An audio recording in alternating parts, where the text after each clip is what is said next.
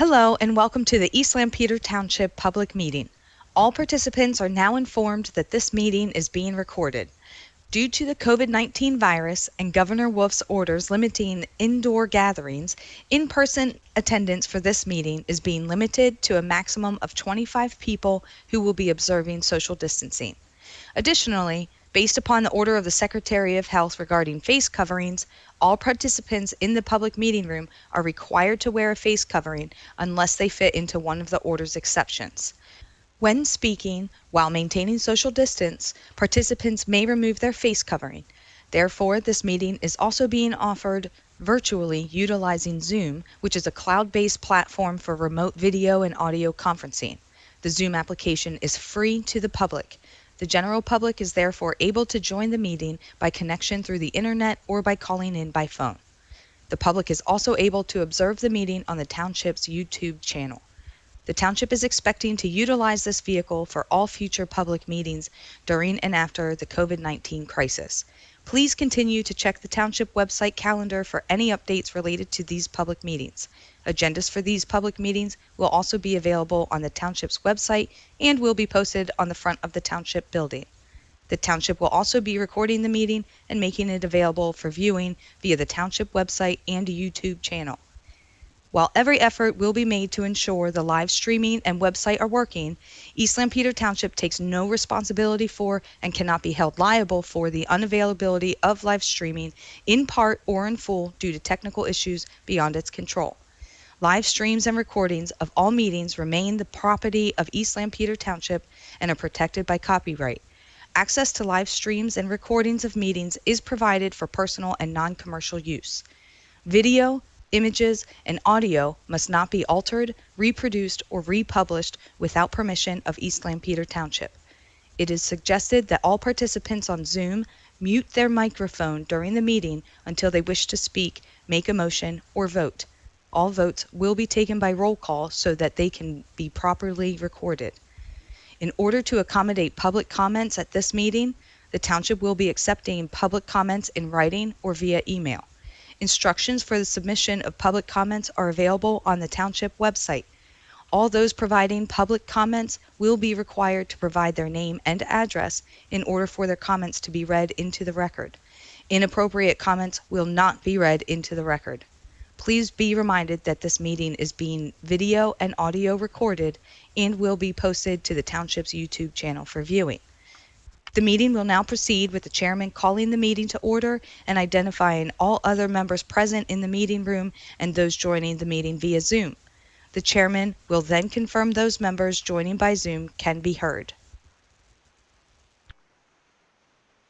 Okay, again, welcome to the East Lampeter Sewer Authority meeting, January meeting. I'm Rick Robinson.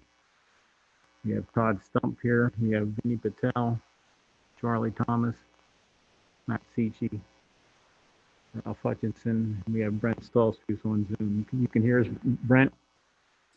Yes, I can. Good afternoon. Hi, Brent.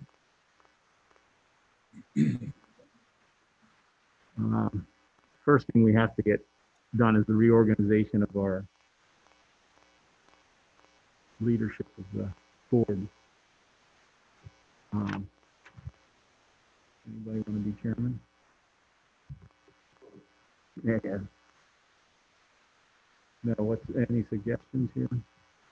No, I'll make a motion, Mr. Chairman, that we keep the ELSA officers the same as 2020. Would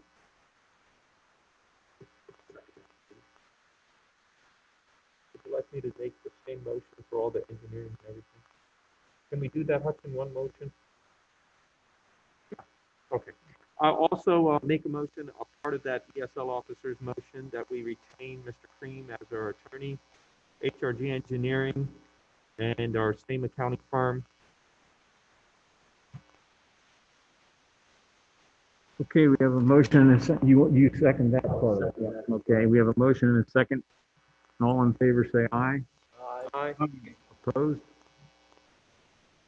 So moved. And we've all had the minutes from the December meeting for at least 3 weeks, I think now. Unless there's any additions or corrections, they're gonna stand approved as written.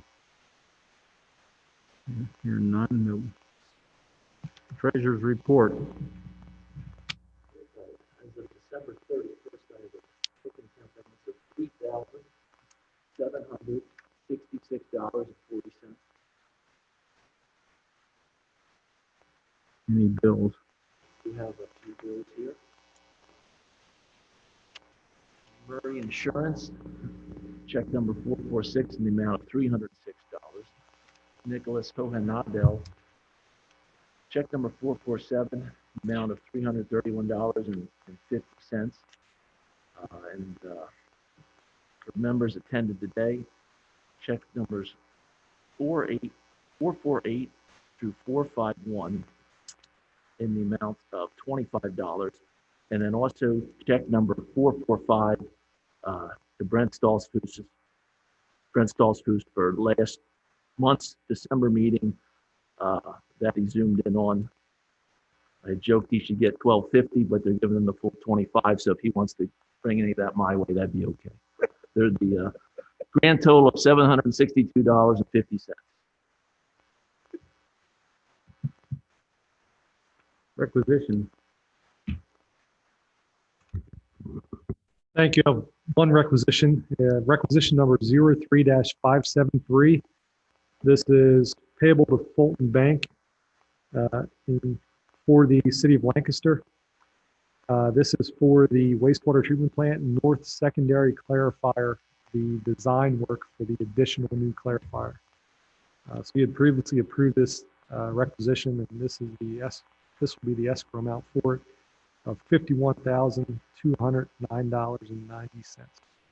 51209.90.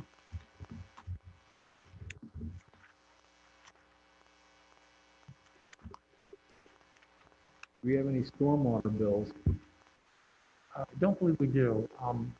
I sort of threw this at Kevin on a last minute with change to the agenda, and I guess I mainly wanted the authority to take a look at the agenda and let us know if you feel like this arrangement is workable for you. There are going to be stormwater related bills that are certainly going to be paid. It should come through you, since it is operating under the authority's jurisdiction. So if there's some other arrangement of the agenda or some other way you want us to present those to you, you can certainly do that. But I mainly wanted it on the agenda today to get a little bit of input from yourselves as to how you'd like to see that. Much, I think following that, on the back of the engineering report, the last page, Kevin passed along the stormwater account balances and asked I include that as well.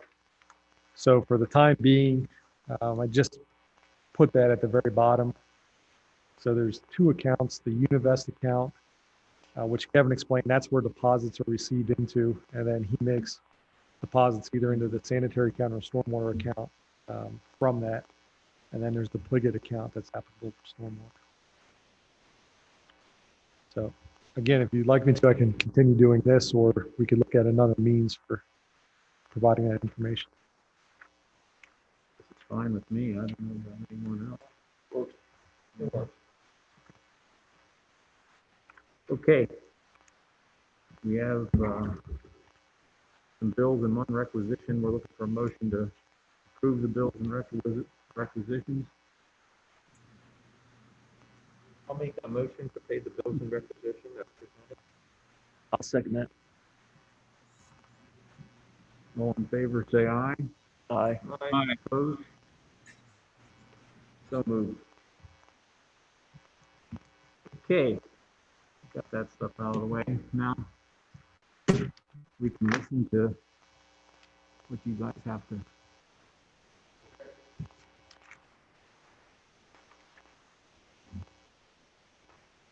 My name is John Smucker from Burden Inn. I'm here representing my business and the transpired over the last 30 days.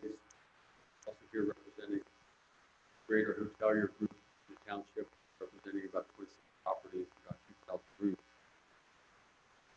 So this is a follow-up to presentation that Al was making at your sewer authority meeting, I think in early December, about trying to talk to you guys about reduction in sewer fees based upon mandated closures and reduced capacity, if you remember that conversation. And I believe at that point I was here just for part of that meeting.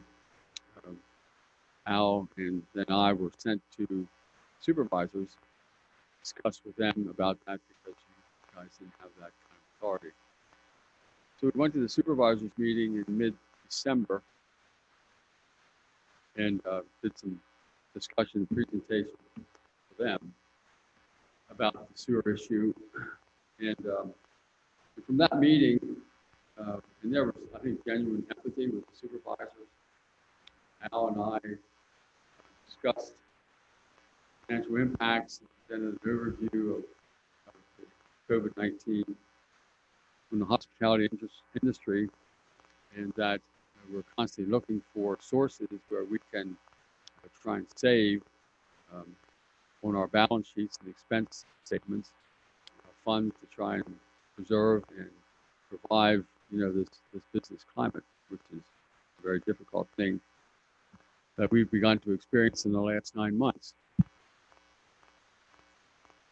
So my sense from that discussion and Al's was that the supervisors are really genuinely interested in trying to figure out ways in which they can be helpful as a local government.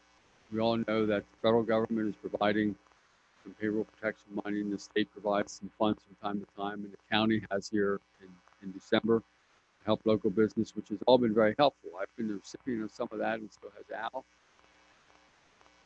But when we're looking at decreases in revenue year over year of like 50%, that's a large number for Al and I, because when we're in a full season and the season is going well, taking 50% off of that top number is millions of dollars. And so that's really hard to replace and hard to deal with as a business entity in this climate. So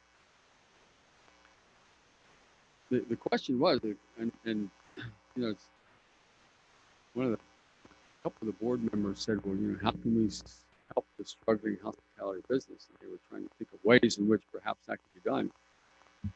So I thought about that, and I came up with a suggestion or thought where the supervisors or the township, when I talk about the township, I'm going to talk about both the sewer authority and the board of supervisors.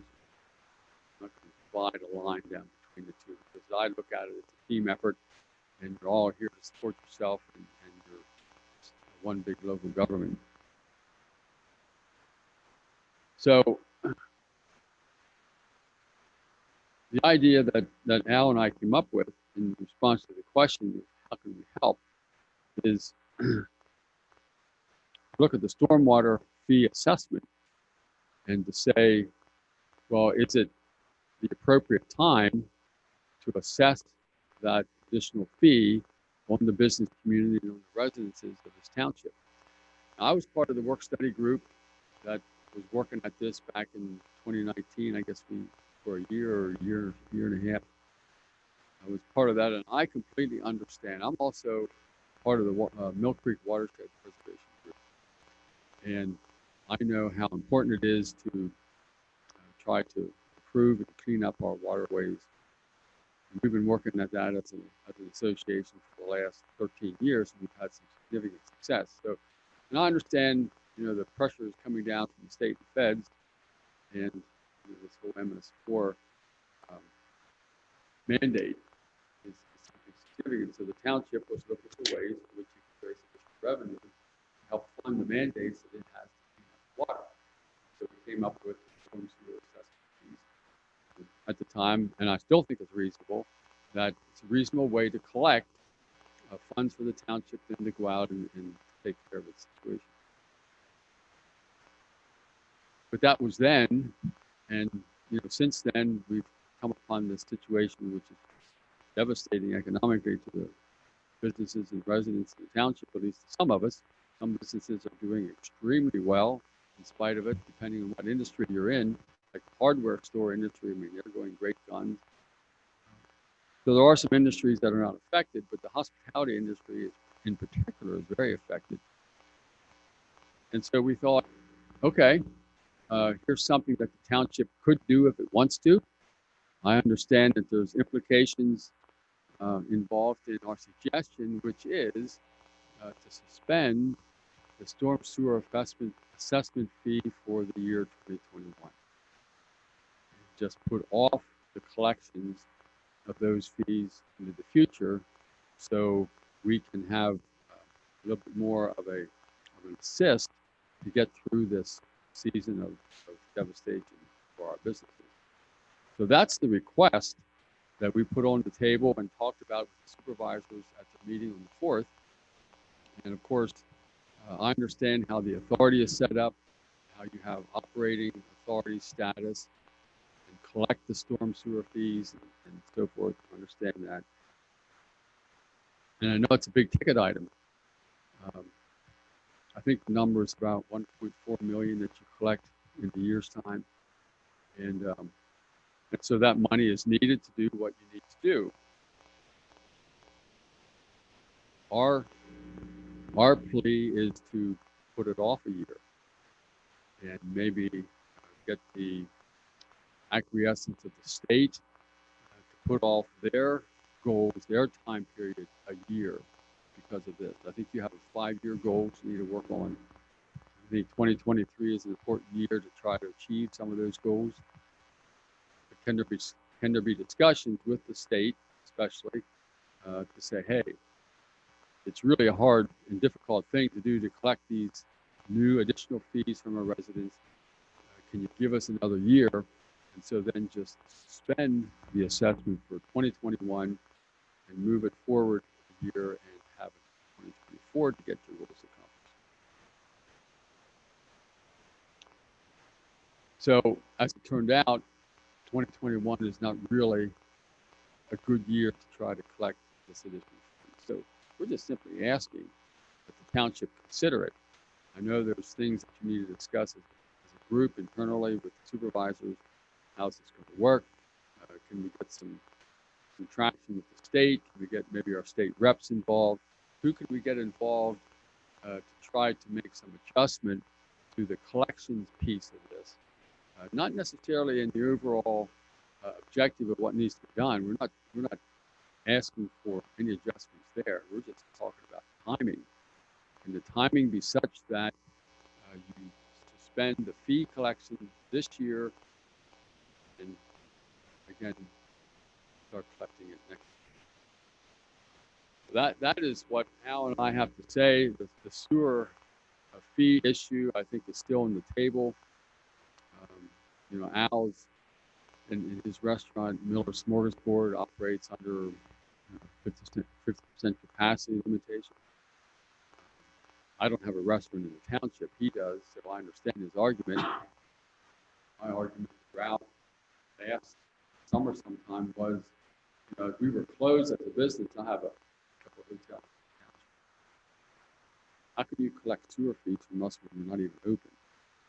So it's like, we don't send out invoices to our guests or customers for things that we don't provide or sell. So it was like trying to think through, okay, we're having to pay these bills, but there's no not open. So, but then there's the whole issue of, well, we have infrastructure costs too, and so forth. So I understand that. I think the devastation that we're experiencing as a business community is really severe. I understand that it probably has affected collections from the township, amusement tax, and those kinds of things. When you have businesses like Dutch Wonderland and theaters that are closed, you're not collecting those funds that you normally would have collected. I would submit that the percentage of adjustment for not collecting those funds on your budget is a lot less than the effect, the total impact of being closed or being mandated in our capacities and how that has affected the percent of our budget. our business budget. So I understand everybody's budget seems to be affected except those people that are just going gangbusters because they're in a sector of the economy that is just booming, like Amazon or those kind of businesses. The effect of the pandemic on our revenue is very, very substantial. I understand you guys are affected too, probably to a lesser degree. So that's our plea and that's our ask. And we're just asking you as a sewer authority to process that with supervisors and to see if we can come up with something that would provide relief. I did a little survey with the hotel group. Once again, it was over 26 properties, about 2,000 rooms, and the collections that we provide into the sewer assessment fee fund from that group is around 50 to 55,000. That wasn't all the hotels in the township. So if you put all the hotels together, you're probably up in the 60 to 70,000. So while that might not be a big item, it's every little bit counts. So that's our request and our ask to the sewer authority into the township.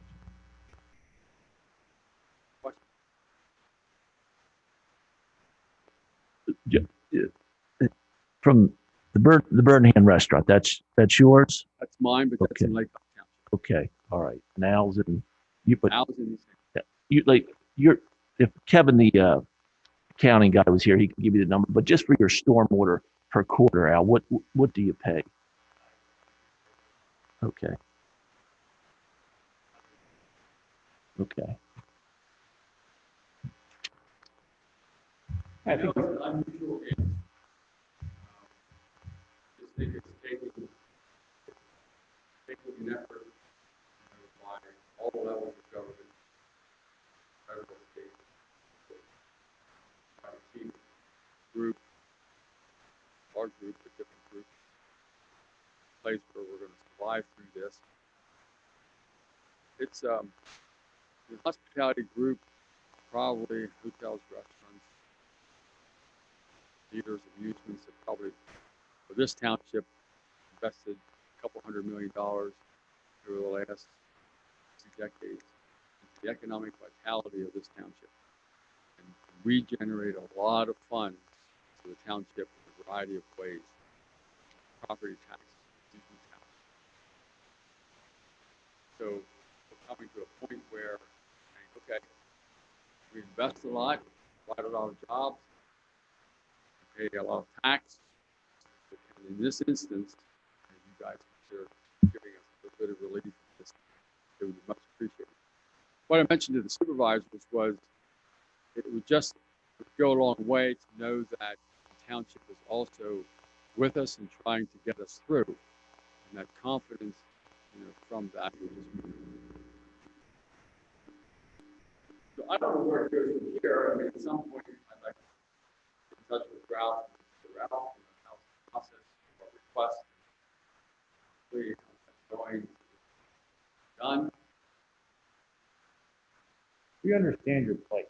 I think there's not a person here that doesn't understand it. Our responsibilities here is for the township, obviously, but you're part of the township, and that's what we're looking at. I mean, Hutch did put out a request to the EPA about relief from this 2023 mandate, and right now, so far, they're not going to do anything, or they have nothing in the works. So that's basically what. Yeah, it was I reached out to Scott Arwood at DEP initially by phone and attempted to reach him by phone. He didn't respond. They're not working in their offices up there, so it's difficult to reach them. So I did get an email address for him. I sent him an email essentially asking if the permit deadline of 2023 could be extended, and if there's a process where we can make application or make that request. And his response essentially was no. At this point. That's Right. Yeah. Decisions will be made well before the 2023 expiration date. And we will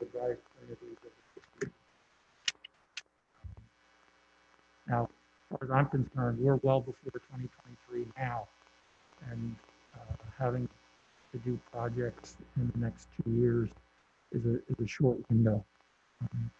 The other thing I can communicate to the board members is that in response to these requests, the Board of Supervisors did appeal to the federal, state, county elected officials for assistance for the hospitality industry, hotels, restaurants, etc. And threw their weight behind those efforts.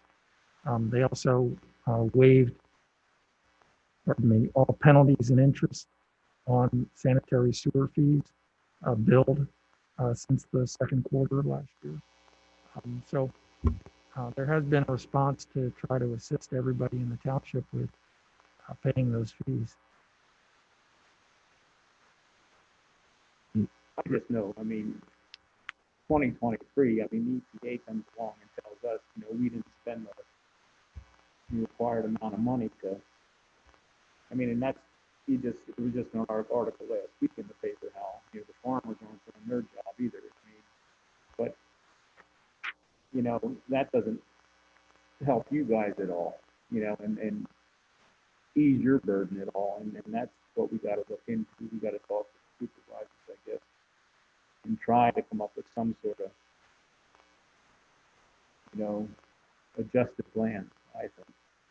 I agree, Rick, and I appreciate the play of the small businessman. Now I'm a smaller businessman than both you guys, but I pulled our minutes from our March meeting of last year. The meeting was March 19th, so that's right after kind of everything hit, so to speak. And these are available online for anybody that wants to look at them. It says, Mr. Stump questioned that with everything going on in the world, that if it would be possible that the billing to the township residents be delayed. This is speaking of the stormwater. Now, I probably mentioned residents because I have businesses and I didn't want to think it was self-centered to me, but that would be residents and businesses. So as far as the board goes into Hutch, I'd like to talk about it a little bit at another point about what can be done, what we can do. Yeah, I didn't expect you guys to get into some sort of weighty decision-making tonight, but the thing that triggered my further pursuit of this is that supervisor, what can we do? How can we help? Oh, okay. Here's something that's completely within your authority to do, although it may create ramifications and implications, but for the time being, you could do it if perhaps we could accelerate maybe getting some projects done that would help with meeting your goals, or work with the bureaucracy, the DEP, or put some weight behind and get some discussions from the legislators saying, hey, we should really put this off a year so that they would come through with something and codify that via legislation. So it can just be an effort that has many different points of work. But we have to start somewhere. So here we are. John, so I would really appreciate that. I mean, I see your point. You've been thinking about this for a while. Now here we are 9 months later saying, hey, we've just been. We definitely discussed it back when we initiated this. And we did. We knew that there was trouble ahead. But who knew how long? Who knew it was going to be this long? I don't think anybody. and John, all these years, we never had this stormwater fee, but it was mandated by EPA to DEP and DEP to the local municipalities. That's why the whole thing was started to begin with. But have you reached out to any of the legislators? A lot of times in politics, those guys have a lot of power and weight to make things happen quicker. Not yet at this point.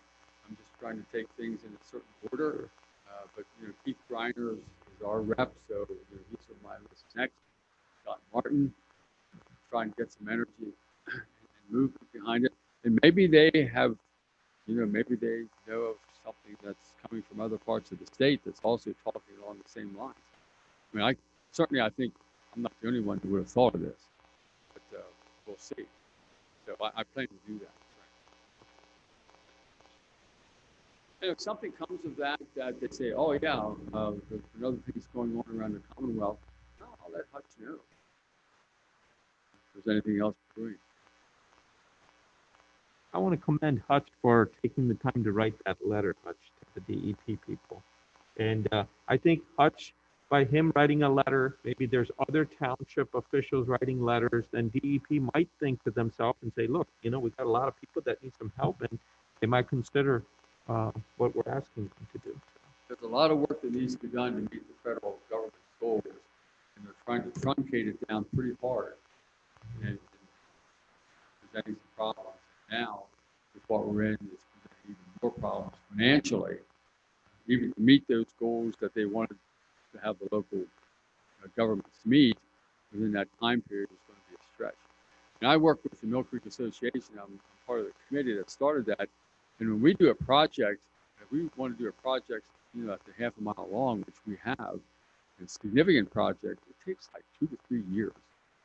And from when we put that idea into play, start to approach Lancaster County Conservation District, start to go through the permitting process, and then the construction process. It takes a long time.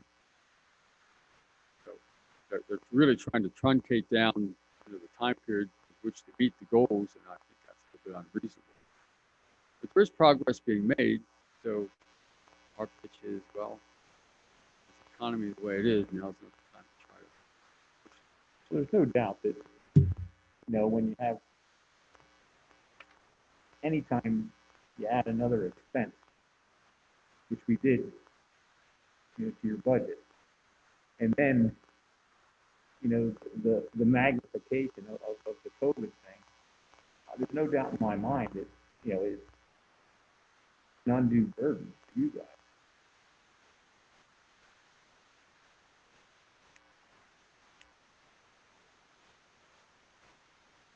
Well, just like I said, I don't know. I guess we'll have to, you know, get together with the supervisors and try to see what we can come up with. Okay, so I appreciate it.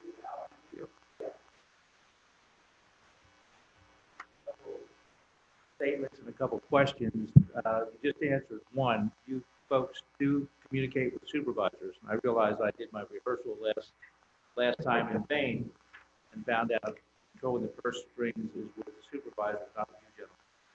So I fully understand that, but you do collaborate on some issues, which that's good to hear.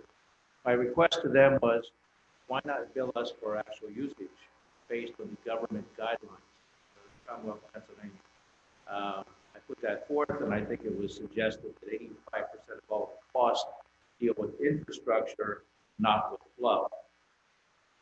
I certainly understand that as well, but if you, our business at Millers, and again, gets a little public knowledge, we will be off in the 70-something% range for calendar year 2020. We're currently closed. We'll reopen as soon as it may make sense. There's the fear of another government order. The stop and start thing, you've all been around long enough to know what are the costs, emotional costs plus the financial costs when you have to stop start. And then you build something to serve 400 people and you say you can open 100 seats. It just doesn't work. I understand when the municipality says that 80, 70, 85% of it is flow. Well, that's fine. I don't have any flow. You guys don't control those purse strings, but you gentlemen do speak to the supervisors. So that's still my first ask. The other thing is, we have a pump station, which we put in, we've had probably since the 70s. We upgraded it $100,000 a number of years ago. It's a commercial grade on-site pump station, which we completely maintain. This authority maintains many pump stations, a lot of individual pump stations. We have the expense of our own. I'd be happy to sell that to the township. But, and I'm not, I joke, but I'm serious. There may be some other way we could get some relief. The election was stolen.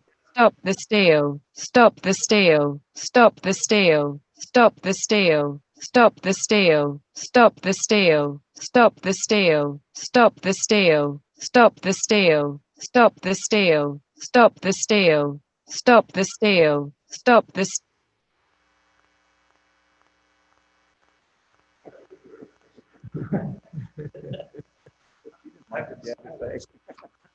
But anyhow, and that's something we've done. It's expensive.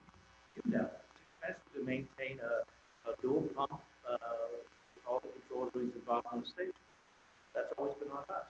There may be other ways to get relief for properties such as ours. So, not going to go away. John brought up a good case for something that maybe could be delayed. And then some folks would probably then say, oh, this PPP money, now our industry can get more. My only hope is whatever that more is, lets us get to the other end. We don't know how long this piece of string is. We're probably looking at June, July, do we get to 100% CD? I don't know. I don't know. This is, it's kind of like we're on life support. So now the federal government gives more life support. Believe me, that's all it is life support to try to get to some point.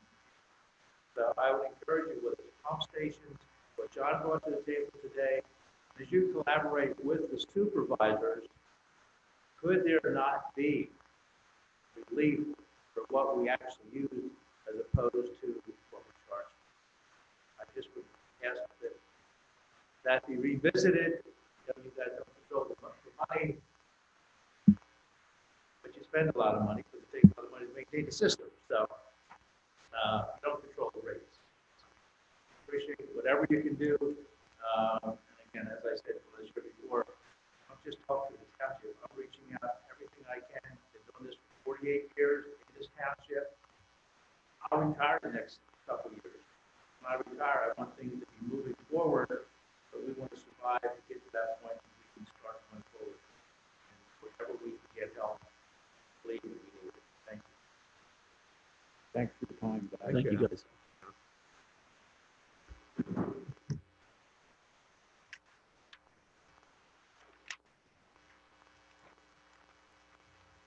Okay.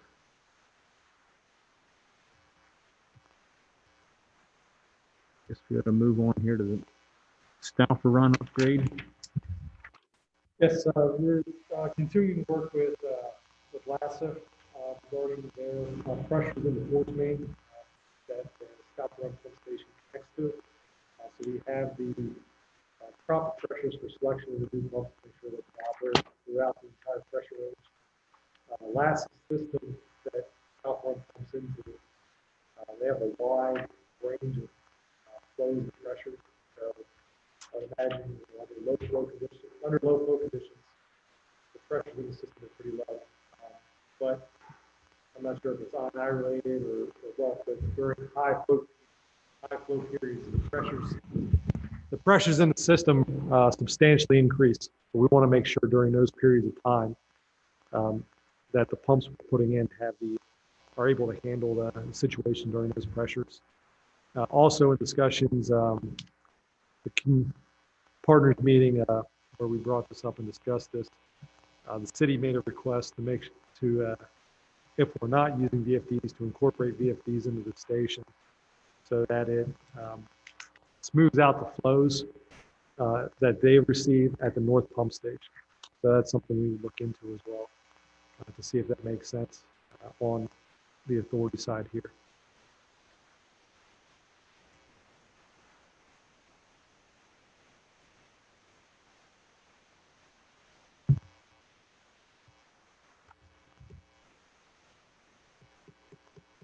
Yep. Well, okay. Thank you for that.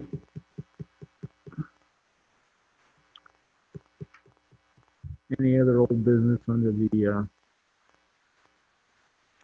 sewer authority?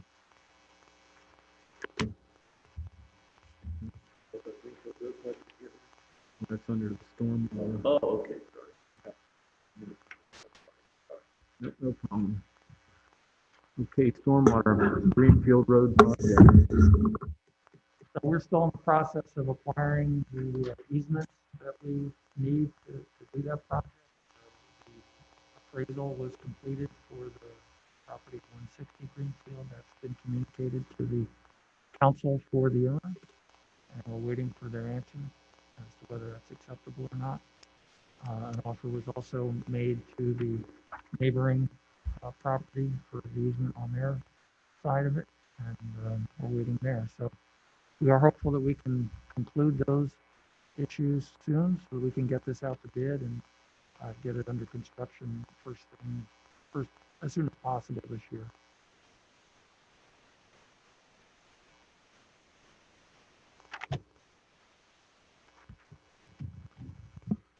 Okay. Under new business, sanitary sewer partners meeting. Yesterday was the quarterly partners meeting. Oh, I'm sorry, it says October 13th on the engineers report. So I'll update that date. Oh, okay. So within your handout was the agenda as well as the updates to the construction fund or the capital sewer projects listing. Highlighting some items here. Hydraulic flow calculations in sewer buildings. All the partners' flows are down, so no one's currently in the penalty stage. The city is moving forward, continues to move forward on their AWWTPDO control BNR system improvements project. This is a project that's been going on for about a year and a half, 2 years now, and it's in its final year of construction. And that project should be wrapped up here by the end of this year. Projects that the city has going out for bid are the primary electric service upgrade and transformer replacements. The bid opening for that project is scheduled February 10th. The chlorine scrubber MCC replacement and generator project, that work is currently under design. However, the city is looking to incorporate additional work into that project, which includes the replacement of 2 slide gates as well as two stop gates. The city has indicated they're going to be submitting an additional escrow request to the partners to cover that additional engineering cost. And then there'll be additional construction costs for that as well.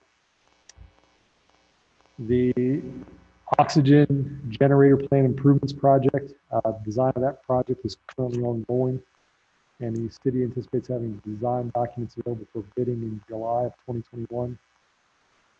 And the treatment plant facilities planning, the city is looking at, originally they were looking at holding off on that until the long-term control plan was completed so they know what work was going to be required of that. However, because of the length of time it's going to take to get the EPA to approve the long-term control plan, the city's advancing certain elements of that plan. So they're looking at what they can do now instead of having to wait for a number of years in the future. A couple projects that are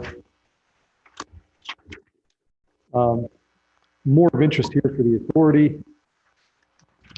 The city has indicated they're looking at 2 sewer shed interceptor capacity evaluations. One is for the Conestoga Gardens Pump Station sewer shed. The other is the Stevens Avenue Pump Station sewer shed. And I think those are most critical here to the authority because the majority of the flow that goes through those systems is from East Lampeter. It was something that, right now, it's a shared cost that's being proposed. What the city's looking at is putting flow meters in along that sewer shed for a 3-month period of time so they can monitor the flows that are currently going through the system. Something I was thinking about right now, or just earlier today, was if that flow going through the system, if East Lampeter is within their capacity, like why is that a shared cost? Or why are they asking for that to be a shared cost? Are they evaluating that based more on their flows into the system? Or, because right now I think East Lampeter is about 80% of the Conestoga Gardens and 60% of the cost of Stevens Avenue. So I think there's some follow-up questions that we need to look at and discuss further with the city and say, what's the ultimate goal of this project? If East Lampeter is not looking to increase the capacity that's in that system, like what are they trying to get out of it? And why, if it is upgrades, perhaps there's a different sharing of cost that needs to be considered for that. the magnitude of those projects, is roughly about $100,000 right now for the authority's cost between those two projects. So overall, the city's incorporated a number of new projects that they're proposing to fund over the next 2 years. The city, I think, has a very aggressive schedule based upon the funding of those projects. There's 11 projects that they're looking to basically start in 2021 through either design or construction activities. And those projects probably in the neighborhood of $2.5 million, I think, for the authority, and like 17 million overall. Yeah. Now, it was discussed about, how realistic is that schedule? And, because everyone's funding opportunities, the city said they're still looking at their funding as well. They realize that some projects, while they say they may start in 2021, they're not going to be funded until 2022 or even later on. So they're going to try to take a look at and better determine the sequencing and scheduling of those projects.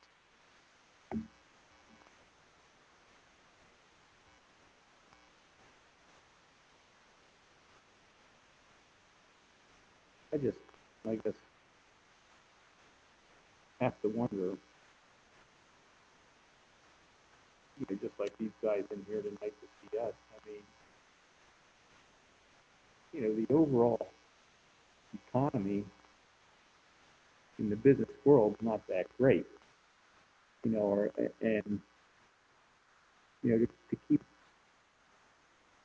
starting new projects, which means more money, which means, revenue got to be coming from somewhere. And then you have, like I said, we're a little bit unique here in our township, I think, with, so much, the hospitality world, but the fact is, like John was saying, there are some businesses that are going gangbusters, but there's still a lot that are dependent on, this government money and stuff to stay alive. And you can't just keep increasing rates, and you can't keep doing that. At least for right now, you can't. At least that's the way I see it. I don't.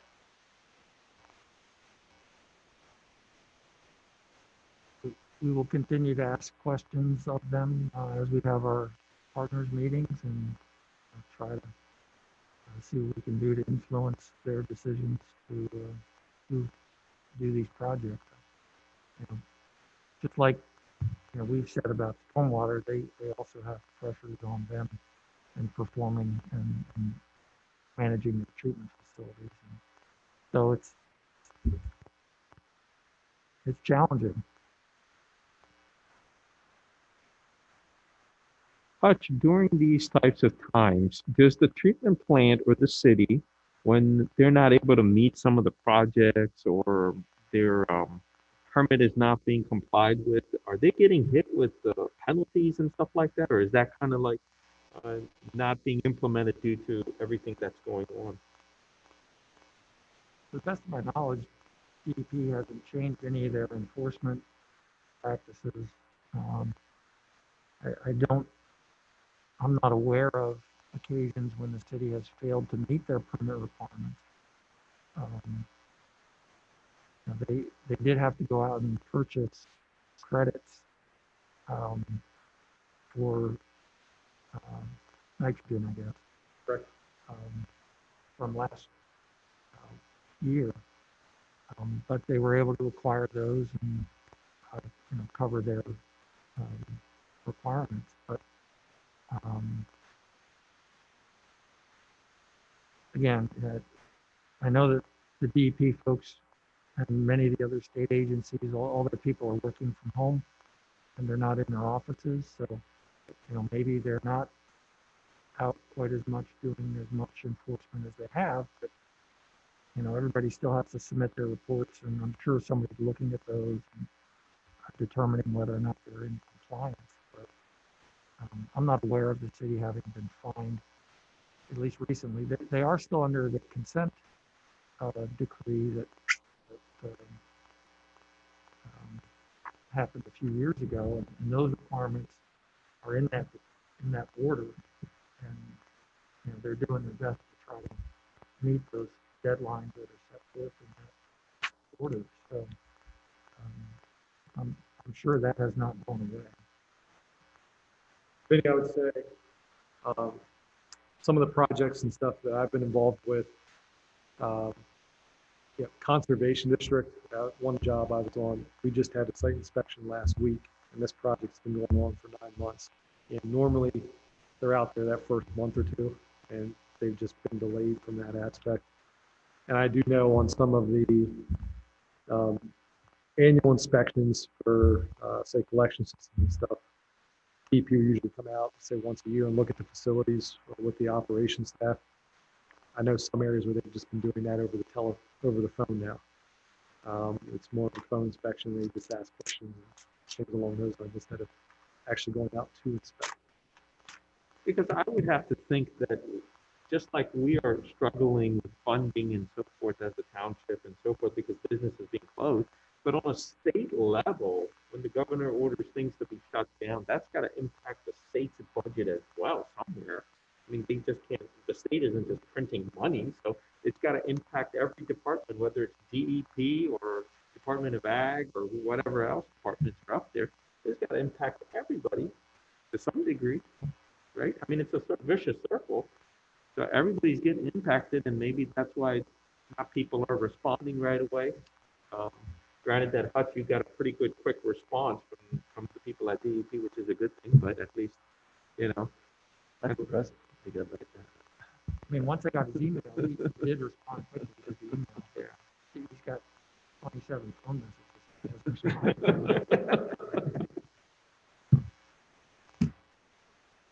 My other question for probably for Matt is on our report here, there's a funding account here from the 2017 construction fund of 33 cents.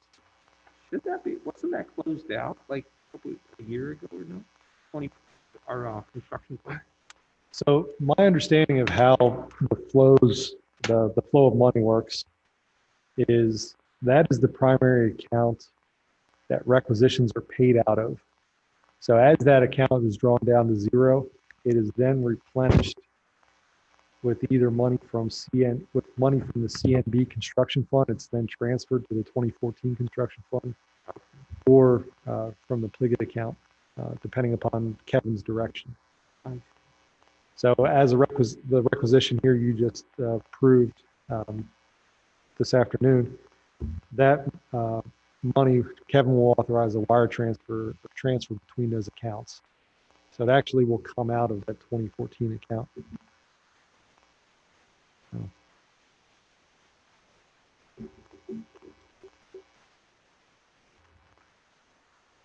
The other part of the message is probably somewhat implied, and Rick certainly alluded to it, is that if all of the city projects do move forward in the schedule that they're suggesting, the authority is going to have to look at a borrowing.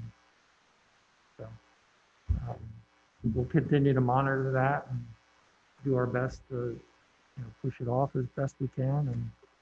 But at some point we might say, hey, in the next 6-9 months, a year, we're going to have to look at additional funding. Yeah, they mentioned at the meeting that they would update us more frequently as they found out as projects move forward because our next meeting is not till April.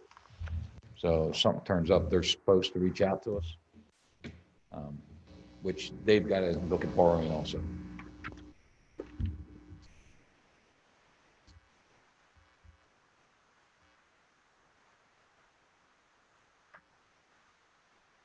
That's it on the partners meeting. Yep, I think that covers it.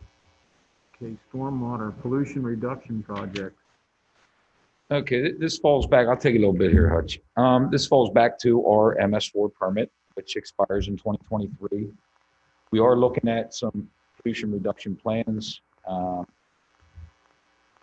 in this permit cycle. We did the campus basin retrofit, which got its credits.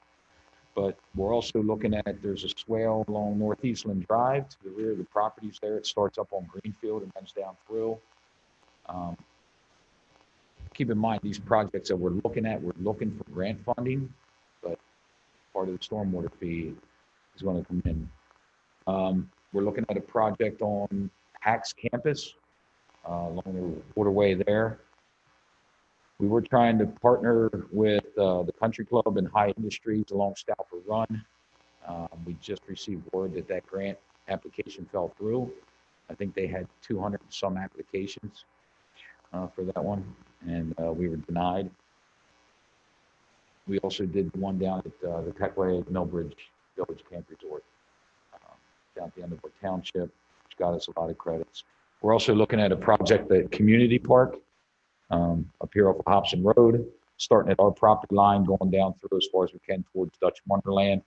We're reaching out to the property owner on the other side to make it a whole stream bank restoration so we can get good credits for that. So there are projects out there that we are working on, trying to find funding for. If you had anything else? No, just the stormwater fee is going to support those as well. And as Mr. Smucker indicated, with the projects that the Mill Creek Preservation Group has done over the years, they take time. So you go through a design process, you get a permit, you set up construction. It takes a while till you can get to the point where you can apply for those credits to say, okay, we're meeting our obligations. So we've been working on these and trying to get them brought forward as quick as we can, but it just takes time.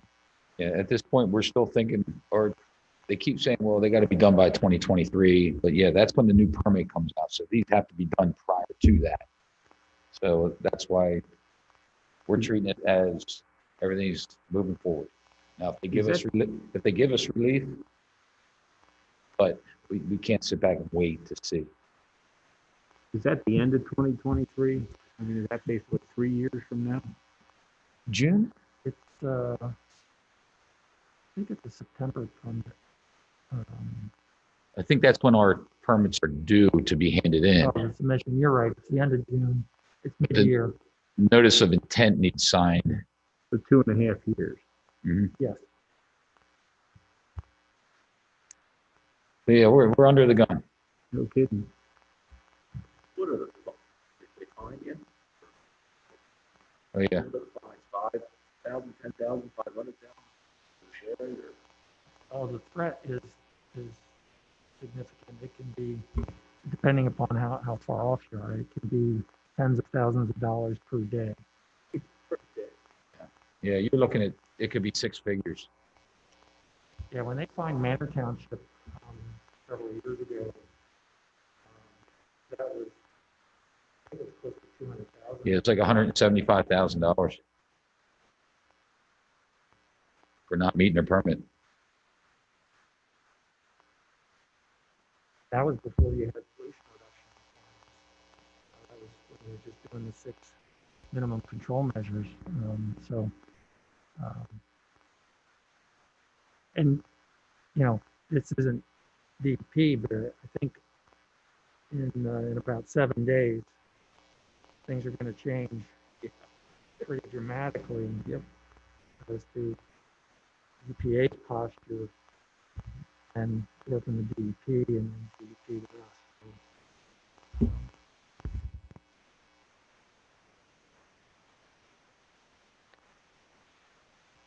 That's all I had on the PRPs.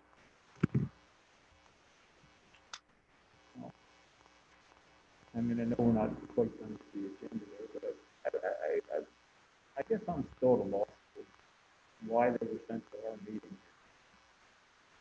Well, to have relief from the stormwater fee, that is a fee that was adopted by Nelson. And so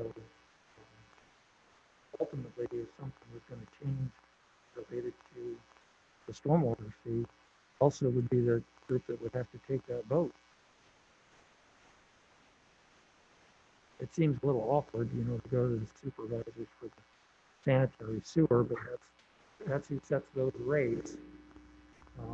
based upon the structure that we're in. You're a financing authority for the sewer system, and an operating authority for the stormwater system.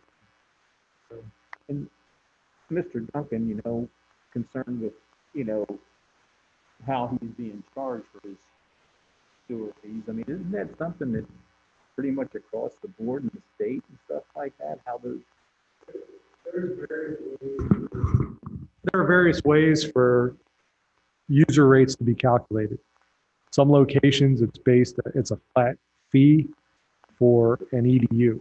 So regardless of how much water you used, everyone bills a flat fee. There are other locations where it is a consumption base, where there may be a certain charge that's required for certain administrative costs for producing the bill, other costs that are needed that go into that, and then there's a cost per, say, 1,000 gallons or a certain fee. So depending upon how much water you used, if you use less, you pay less. If you use more, you pay more.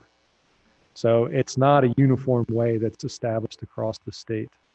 It's left up to each individual authority or municipality, depending upon the structure. Are restaurants billed per table or per seat or something like that? the amount of their bill is calculated on seating. So I guess they're like they don't want to be 50%. They have just throw a number out there. If they have 100 seats, now they have 50. Yep, that's his argument. Absolutely, that's his argument. Are we seeing any, flow rate decreases that we pay to send to the city, right?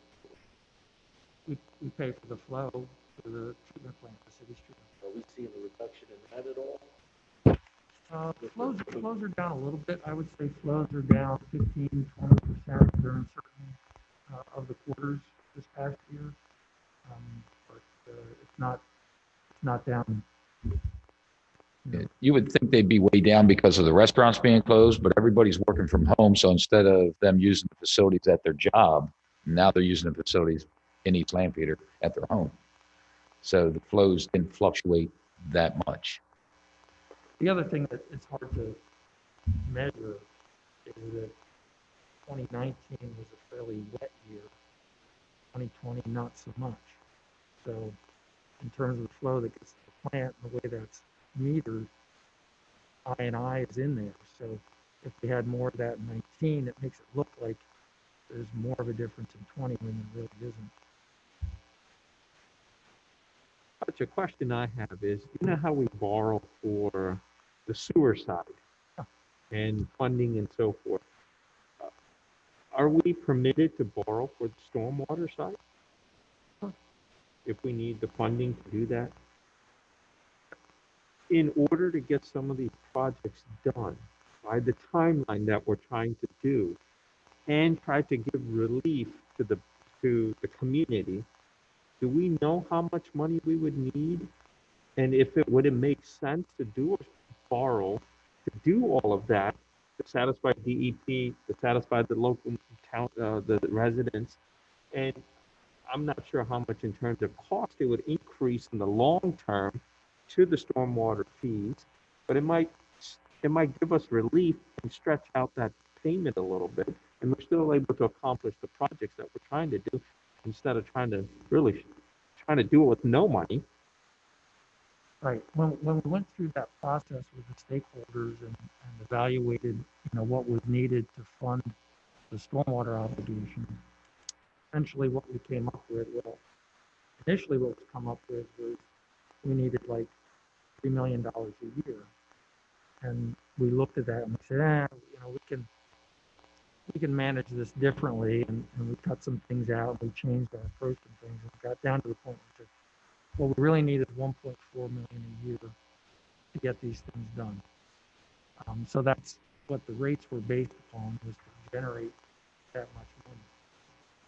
We did look at, as part of the reason why those costs were initially looked at being higher, was to borrow some money to go out more aggressively, inspect the system, like the entire system, start replacing a whole lot of pipe network, doing a whole lot more with additional expense. So we did look at it as part of the stakeholder group doing borrowing as part of it. Ultimately felt like it would be more efficient, more effective not to do that. I understand what you're saying. You could go out and do a borrowing and stretch the payments out. Definitely going to be more costly over that term, however you're willing to borrow the money. But short-term cash flow, if we needed that, that could be done. Yeah, because it doesn't sound like DEP, and like you said, with the administration changing, that DEP is going to give us any relief or anybody any relief. I mean, I don't believe that they will. yeah, I don't think they will. It's an option maybe to think about. As long as it takes to get a project going. I mean, again, from what I keep hearing and stuff, it looks like at least June before we reach the 70% of inoculations and things like that, which is, maybe things will start going or whatever. What I'm trying to say is, so we actually get the project put together and actually, whatever they put the shovel in the dirt,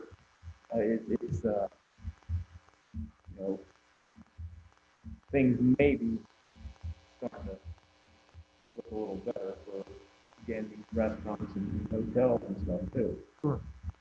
I appreciate what John was saying, to talk with the legislators and see what, they can do to help with these things. But, the legislative process is going to take just as long or longer. So it's a really difficult situation. Well, that's where, though, DEP and stuff like that's going to have to, you'd think, have to take some of that into consideration. But that does, You would hope so. They will. Yeah. Also, until you see the articles on Chesapeake Bay, Right. come from the federal side, it's all feeds into that. We have other states. Like the Department of Transportation, when things were shut down, you couldn't get your driver's license renewed right away. And they said, okay, we're giving everybody 60 days. You can still drive with an expired license until we can get it done. And, so some sort of a temporary relief to get something done. But you're right, they're under the pressure from EPA. So driver's license is a state thing. And how many times they pushed that back in terms of that, what was that, the real ID, right? Yep. That was pushed back how many times, see? One other question about is private pump station. It was something that they would have put in to benefit. Right. Anybody that's on the low pressure system has their own pumping facility. And that's what he's talking about. He has a duplex grinder tank because of the amount of flow he puts into it. Residential is just a single pump. He has two pumps. And So I think the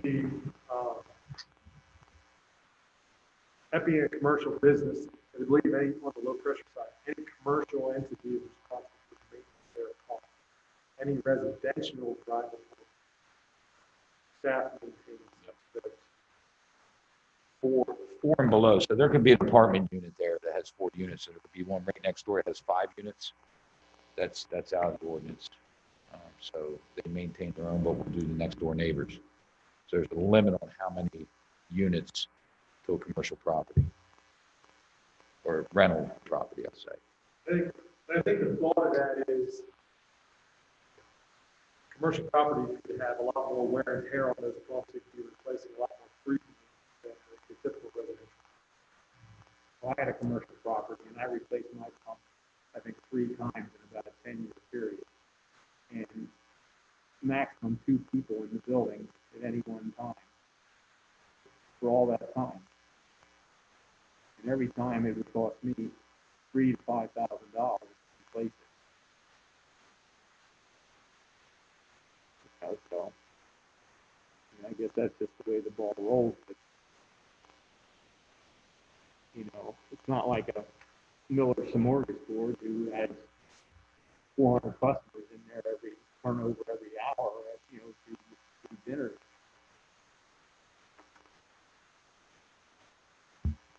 Okay, stormwater pipe video. Okay, I just want to use will be acting on projects for the stormwater. One project we are starting to move on is videotaping all the old storm sewer pipe over in the Greenfield Industrial Park or Corporate Center or just Greenfield now, whatever it's being called. That pipe was installed in the early 80s, late 70s. It's all metal pipe, and we're starting to find in the past couple of years when it was our responsibility as a township to do is the bottoms are rusted out. And then we're having road failure after pipe failure. So we do have money budgeted. It is in your budget to videotape, get a contract to get a video company in here to do those pipes. We tried to do a little bit on our own and tied up 2 guys for a week, and we're just short manpower. We can't do it. So we're going to be sending out a contract. We're hoping by having somebody out there in June. How long is the pipe? Oh, there's thousands and thousands of feet out there. It's the whole network throughout the corporate center. So what they'll do is we're going to contract out. They videotape it, and they give us a report on type of pipe and condition of pipe. And then we can react to a contract on top of that then. But there is money in the budget of the authority's budget this year to start that process. It's going to be a couple-year process to do that whole area out there.